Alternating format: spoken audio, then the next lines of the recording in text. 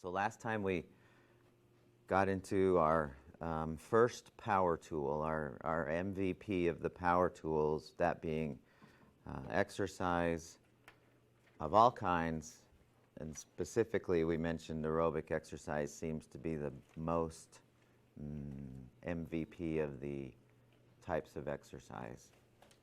Did anyone have any thoughts or questions about anything related to that as you went home last week after our discussion?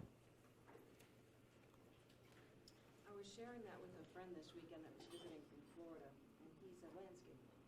And he and his wife do a lot of walking. She's actually a runner, but he carries a backpack, blower, stuff because he's in Florida.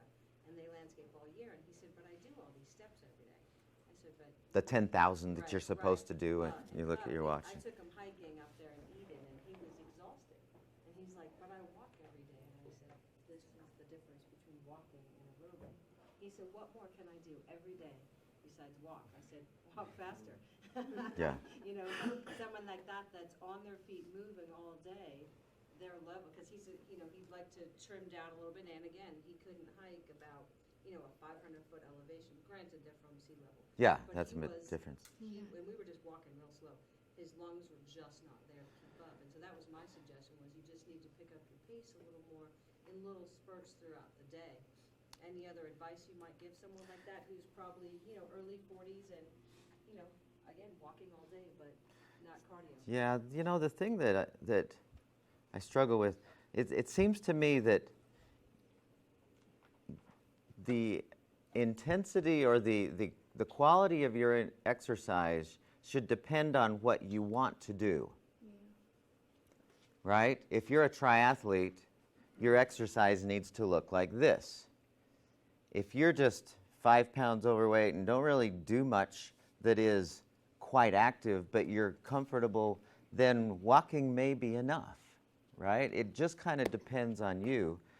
The thing that I struggle with, because I see people walking on my street all the time. They have been walking along my street for 15 years, and they walk like this.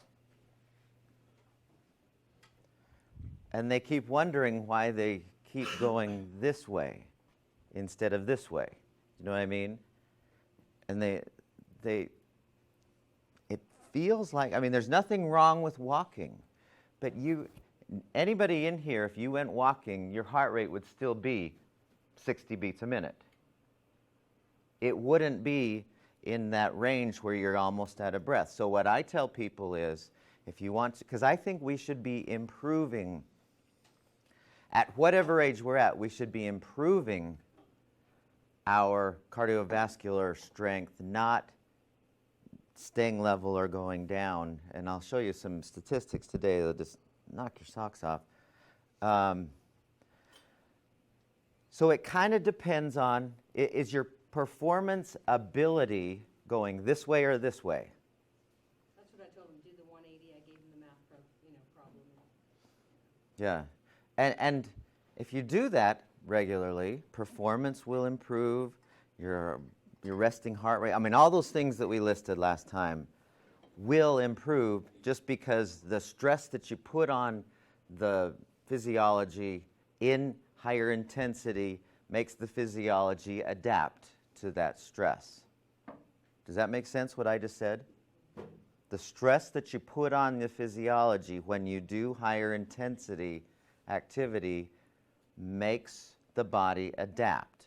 Like when you guys go and lift weights, the stress you put on the body makes the body adapt. It goes, so you look like you guys, right?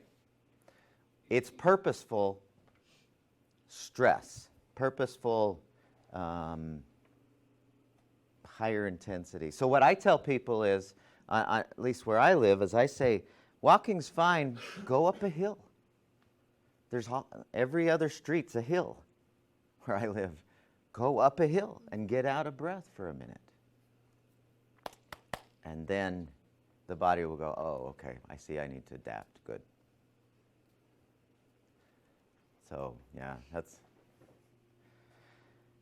it's kind of jarring when you are unable to do something that you think you should be able to do.